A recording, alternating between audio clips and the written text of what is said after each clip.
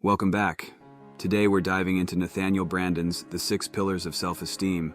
Branden elegantly unfolds the practices central to genuine self-regard, emphasizing its role as the foundation of a fulfilling life. Ready to delve into the essence of self-esteem? Let's get started. The first pillar, the practice of living consciously, unveils a profound differentiation in how individuals experience the intricate tapestry of life. In an age where the allure of the digital world often overshadows our tangible reality, where does the true battleground lie? Not merely in existence, but between those who journey through life with deliberate awareness and those lost in a haze. In the heart of a bustling metropolis, our gaze lands on Clara and Martin. Both navigate the same urban labyrinth, their senses engulfed by the city's cacophony, yet their journeys diverge in essence. Clara epitomizes the practice of living consciously. Despite the relentless whirlwind of city life, she remains anchored in the present. Can you feel the warmth as she soaks in the morning sun? Hear the nuance in voices as she listens during a work meeting? With every interaction, Clara seeks depth, attuning herself to her emotions, the world, and the delicate interplay between them. In stark contrast, Martin's days blend into one another, a cascade of missed moments. Mornings merge with evenings, and his interactions remain on the surface. Lost amidst distractions, the vibrancy of life eludes him. As their paths unfold, Clara's conscious engagement rewards her with authentic connections and profound experiences. Martin, traversing the same spaces, is a leaf in the wind, disconnected and often adrift. Consider this: is the essence of a fulfilling life about the sheer number of experiences or the quality of presence we infuse into them? Reflect on your daily routine. The morning rush, the myriad tasks at work, the fleeting moments at home. What if you paused just for a few minutes each day, savoring your coffee's aroma, truly listening to a friend, or feeling the evening breeze on your skin? Such conscious moments, seemingly trivial, accumulate, transforming the mundane into the memorable, saturating life with wonder. To conclude, pillar number 1 is the practice of living consciously. In our fast-paced world, the distinction between merely existing and deeply experiencing hinges on our commitment to true presence. The second pillar, the practice of self-acceptance, delves deep into the heart of personal identity. In an era rife with comparisons and ideals set by polished highlight reels, where do individuals find their authentic voice? The distinction becomes apparent between those who wholeheartedly accept their intrinsic nature and those trapped in the mirage of perceived perfection. Imagine two speakers, Lucas and Naomi, both scheduled to present at a prestigious conference. Their topics differ, but the stage they stand upon and the audience they address are the same. Lucas embodies the essence of self-acceptance. When he speaks, it's not just the words that captivate, but the authentic passion with which he delivers them. Sure, he occasionally fumbles a word or takes a moment to recollect his thoughts, but it's these very moments that make him relatable. He understands that it's not about a flawless delivery, but the genuine connection he establishes with his listeners. Naomi, conversely, is paralyzed by the idea of perfection. Every sentence is rehearsed, every gesture practiced to precision. Yet amidst this pursuit of flawlessness, she often loses her authentic voice. The audience, while appreciating her meticulous preparation, yearns for a glimpse of the real Naomi beneath the rehearsed veneer. Upon reflection, the presentations unveil a broader truth. Lucas's audience leaves feeling connected and inspired, not because he was perfect, but because he was real. Naomi's, while impressed, wish they could have experienced her raw passion, unfiltered by the veil of perfection she wore. Consider this in your own life: the moments you've held back fearing judgment, or the times you've courageously showcased your true self. Realize that true power lies not in presenting a polished facade, but in wholeheartedly accepting and expressing the unique individual that you are. To conclude, pillar number 2 is the practice of self-acceptance. True empowerment stems not from mimicking an idealized version, but from embracing and showcasing one's authentic self, imperfections and all. The third pillar, the practice of self-responsibility, confronts us with a deeply empowering yet challenging realization. In a world where it's tempting to attribute outcomes to external circumstances, where does one draw the line of personal responsibility?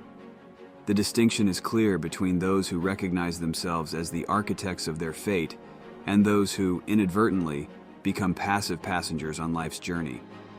Picture two colleagues, Adrian and Elena, both striving for a promotion in a competitive corporate environment. The landscape is similar: deadlines, challenges, and opportunities, yet their approaches diverge significantly. Adrian epitomizes self-responsibility. When faced with obstacles, he refrains from laying blame on external factors. Instead, he introspects, seeks feedback, and takes proactive steps to adapt and grow. Missed deadlines aren't someone else's fault, but rather opportunities for him to enhance his time management. Constructive criticism isn't a personal attack. It's valuable feedback to refine his skills.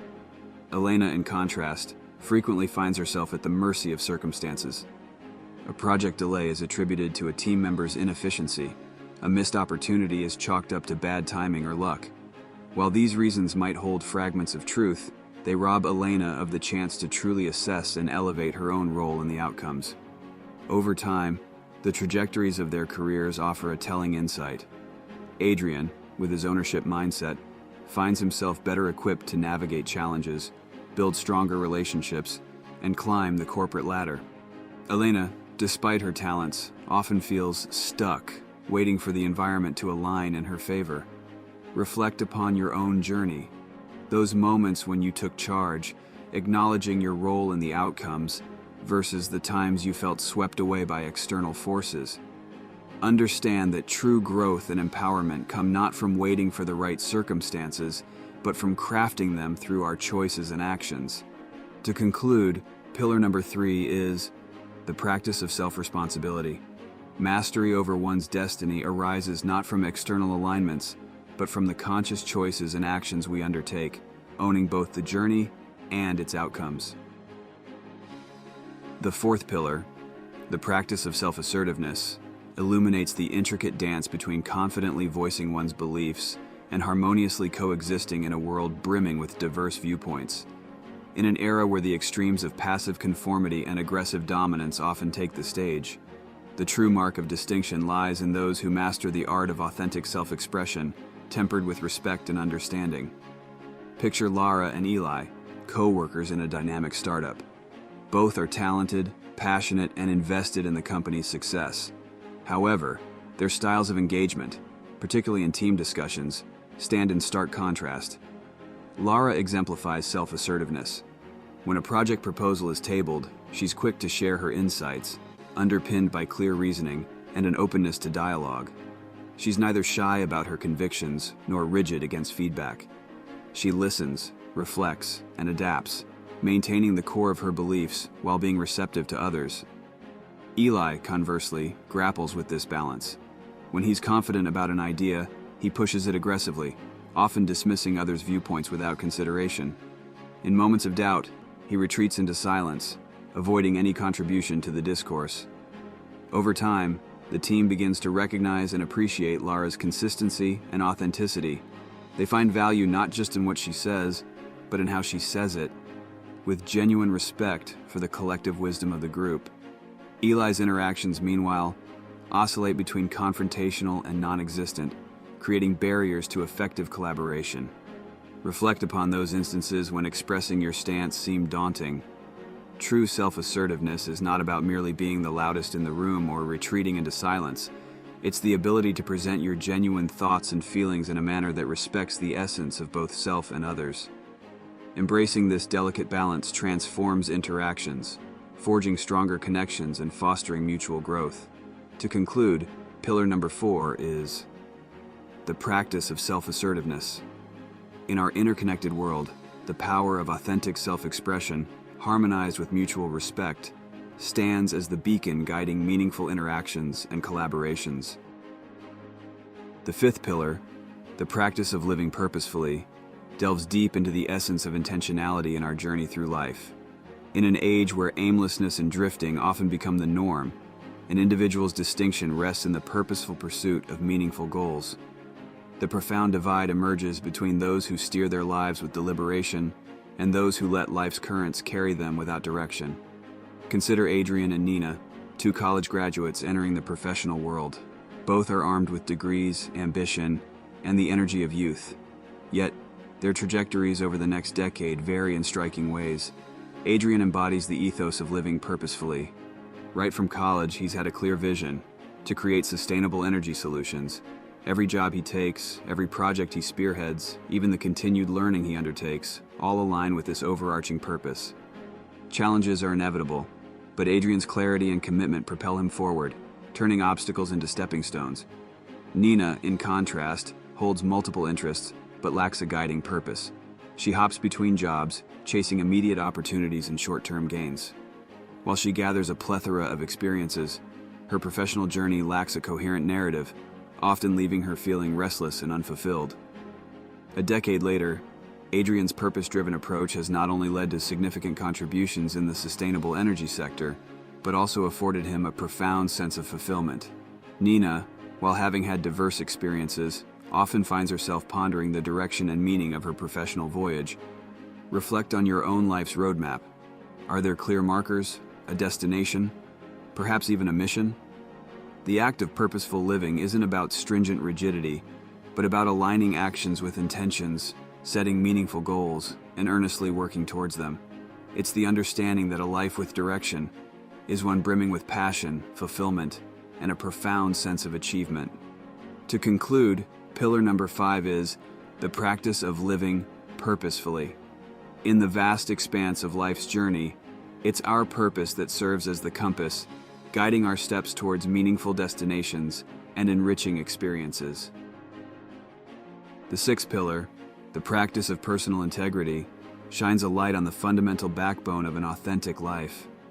In a time where appearances often eclipse reality and shortcuts may seem enticing, a person's true mettle is tested by their unwavering alignment to their core values. The chasm is evident between those who live in harmony with their beliefs and those who, under various pressures, deviate from them. Take the stories of Olivia and Matthew, both mid-level executives in competing firms. While their corporate environments are rife with politics and ethically gray areas, their responses to these challenges are starkly different. Olivia exemplifies personal integrity. When faced with decisions, she doesn't merely contemplate the most expedient or beneficial route for herself. Instead, she evaluates options against her personal code of ethics. There have been instances where this stance might have cost her short-term gains, but Olivia is unyielding. To her, integrity is not just a word, it's a lived experience. Matthew, conversely, often finds himself bending under pressure. When an opportunity arises to advance at the expense of his values, he rationalizes the choice, believing that everyone does it. While this approach occasionally affords him immediate benefits, it also seeds doubt among his peers and superiors about his reliability. Over time, Olivia's reputation becomes her most potent asset. Colleagues, superiors, and even competitors come to respect her for her unwavering integrity. She becomes known not just for her skills, but her steadfastness in upholding her beliefs. Matthew, despite his talents, faces trust issues, often finding himself isolated in critical projects or decisions. Reflect on instances when you faced a crossroads, a choice between easy gains or staying true to your values. Personal integrity is about consistency between our words and actions, about being the same person in the dark as we are in the light. It's the realization that short-term compromises can lead to long-term losses, especially in self-respect and trust. To conclude, pillar number 6 is the practice of personal integrity. In a world of shifting sands, our integrity is the bedrock upon which we build a life of authenticity, respect, and genuine self-worth. As we wrap up our exploration of the 6 pillars of self-esteem, it's evident that self-regard is more than just feeling good about oneself. Branden's insights serve as a beacon, guiding us towards a life of authenticity and fulfillment. Remember, the journey to true self-esteem is a continuous practice. Until next time, keep nurturing your inner self. Thanks for watching. If you enjoyed this video and found it helpful, don't forget to hit that subscribe button and turn on the notification bell so you never miss an update. And if you liked what you saw, a like would mean the world to me. It helps support the channel and lets me know you want to see more content like this. Thanks again, and I'll see you in the next video. Peace.